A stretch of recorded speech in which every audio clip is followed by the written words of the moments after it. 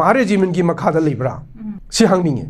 महारेजिमेंट की मखादा लेरगदी मणिपुर की law and order से मखोय द लोय सिना थोकफिग्रो सिनी हारगदोरिसिटी मैं ngahanbiro खोगी DGP सु गवर्नर सु कैसु लोय पोथाबि मतम दु ओइराब्रा बा सि हंगनिंगेबा अदुना सिगुम्बा पिख्रबा खोगी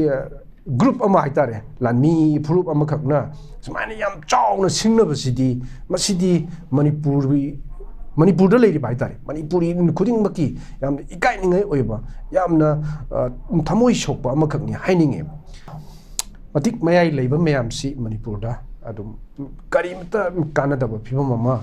यौरे लेरे अदे इवन महा रेजिमेंट कुंबा इंडिया की सॉवरेंटी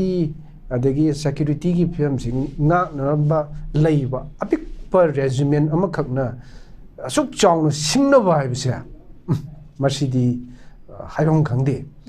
मणिपुर गवर्नमेंट ना स्टेट की थाक त पांगथोक फंक्शन अमा